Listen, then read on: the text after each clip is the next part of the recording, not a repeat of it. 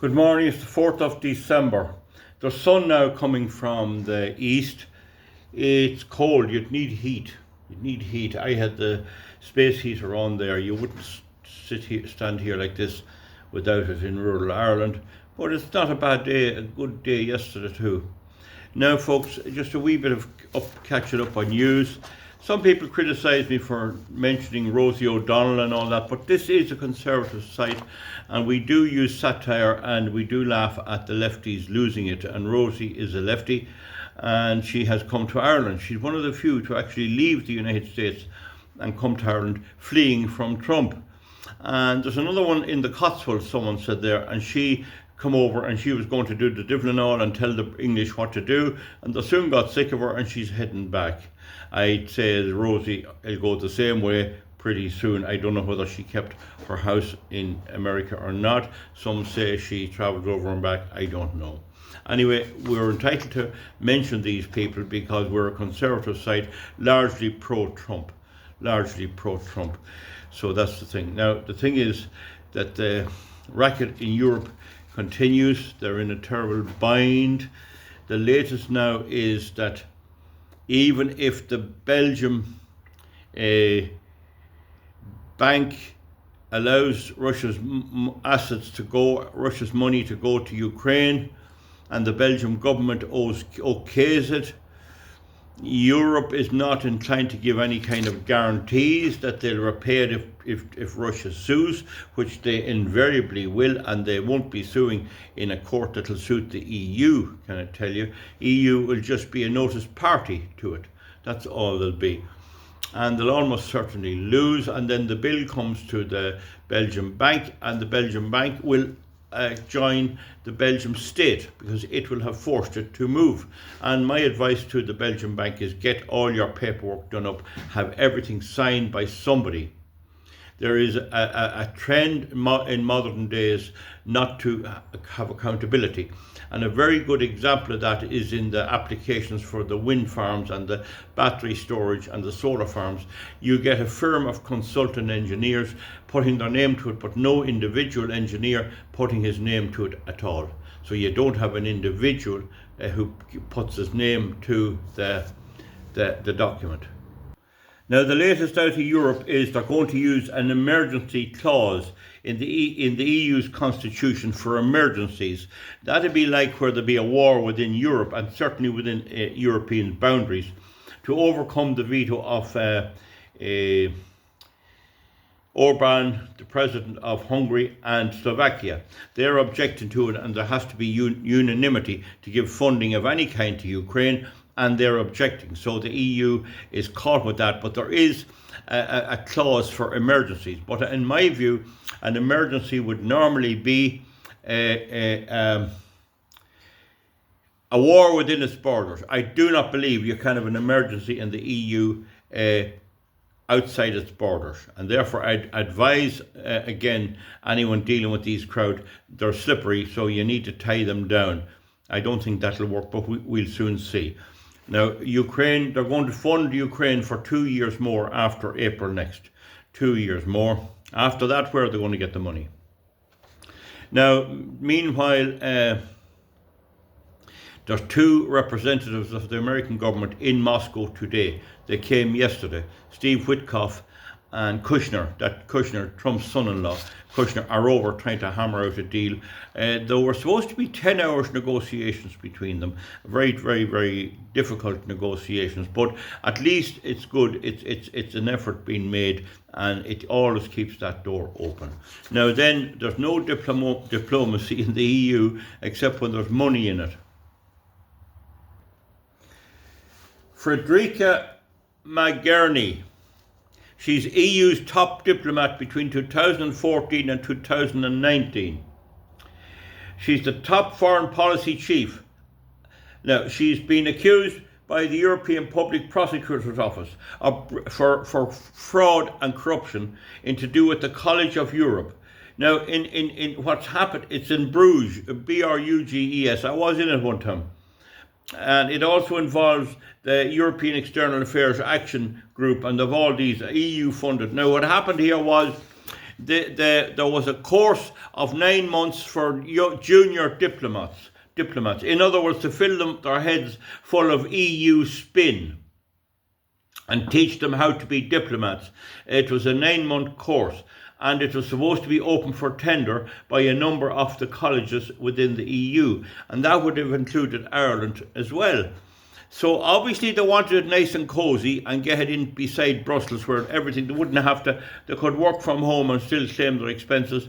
So it's alleged that she tipped off the college, her favourite college, as to how to win the tender. In other words, she probably gave the details of all the other tenders. We'll say the highest one was 14 million. Well, then they come in with 13.5 and won the tender, acting on her information. It's something like that. Now, the system in Europe is it's you're guilty and you're proved innocent. There's a prosecutor or a judge appointed. Here in Ireland, the police, and in Britain and in America, the police investigate and send a file to the prosecutor. In Europe, the prosecutor takes charge of all serious investigations from the start and issues the warrants and everything. Just a different system. Now, so there's a senior member of staff and a senior official from the College European Commission were detained, as well as Frederica, a woman, Miss Mogherini. So that's 3 of them were detained, and their houses were searched. Fraud and corruption and conflict of interest and violation of professional secrecy are the allegations. They were all released. There's a strong suspicion, according to the investigators, and it focuses on the tender for this 9-month training course. So there's more of it there. Now, wouldn't you think if they're that big into diplomacy, they'd be able to lift up the phone and have some connection with the Russians? Nobody in Europe is able to talk to Russia at all. And the, what do you call him, the Hungarian Prime Minister went over and met Putin the other day, and their noses out of joint because of that. So we'll see how that goes. Bear in mind, Europe has never had a set of audited accounts. Now, I can't put on my heater. Someone said to fix the bearings. The heater is perfect. Those space heaters make a lot of noise, and that's why my breath is that. I had it on there. My breath is visible. So now another thing is, there's a thing called Qatar Gate and Morocco Gate, where these external governments were bribing EU officials to get favours and to make laws suitable to them. We are here in Ireland to farm with cows, and I have to take whatever laws is handed down, and they can come along from Qatar and Morocco and get the laws made, and if they apply to me, that's all right with them, and that's all right with the EU. So an Italian court has come along and altered the extradition of a lad, what's this, his name is? Now, unfortunately, I didn't write down his name. He's Cozzolini or something like that. It begins with a C. Cozzolini, something like that. He's 60 years of age. He's a member of the European Parliament, and he lives in Italy. So they've ordered his extradition, and he's going to appeal. He's under house arrest. So there is some bit of anti-corruption going on there. We could do with them in Ireland, perhaps. Anyway, he says that he doesn't want to go to Belgium because he doesn't like prison. He doesn't like prison. He says the prisons are overcrowded. Too many in there. Nobody's sending me in there. And don't forget, your man in France, Nicolas Sarkozy, he was in jail for a couple of days. He didn't like it either, and he lodged another appeal. He doesn't want to go back in. They don't like doing the border. They've that in common with Irish travellers. Irish travellers hate doing prison. A 20-year sentence would kill an Irish traveller. They can't stick it. They're used to being free, you know. It's the same with the Native Americans in America. It's much worse on them than settled people. He says it endangered his health, and he got a bit of a heart condition with all this stress. he loads of money, you remember that? So anyway, he says not very nice place. He doesn't want to go. So there's a little bit of pressure being brought on the corruption within the EU. Ursula von der Leyen has been named by the previous man that tried to shift her out of there. He tried to get a no confidence motion, and he says he might come on again. So they're keeping the pressure on Ursula. This is all happening under her watch. Why wasn't she watching what they were doing? She's too busy watching what's going on in the rest of the world and making woke laws and clamping down on free speech to do what she should be doing. Folks, that'll do on 10 minutes. We'll see you back. I'm sorry for not having the name of that fella, Curly Sony, or however you call him. I didn't write it down here. But anyway, I can't take it off the camera because then I'd lose my video. We'll see you back. Comment underneath as always, and thanks for your comments. Now, just kind of say, there was somebody there made a comment about why don't I do a map of Ukraine, and you know, that's a good thing.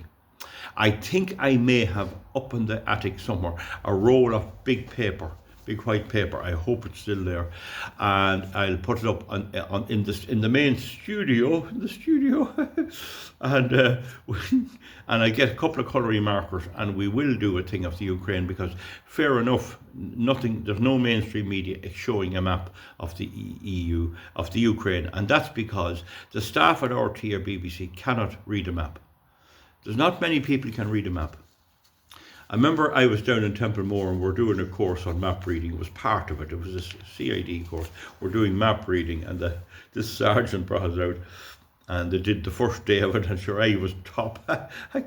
He says, I'll give you something to do. Right, says I, go ahead. So they picked, I think it was 4 people with me, and I got a compass and a map, and they brought me to the most backward place you could find in Town County Tipperary, and I had to make my way back and do an account of it. I was home before them. there was a wee kind of a lime kiln up on the side of a hill, and I spotted it, and wasn't it on the map, and that gave me the way to go. It was a dull day, there was no sun. But then I had to do an explanation of it, and I buttered it up, big time flowery thing. Oh, it was all big, and I was waiting behind. He come out and he said, I'd never seen such a carry on before. We have to give you top marks. But I was winding them up a little bit. We'll see you back. Good luck. Thank you very much. Bye.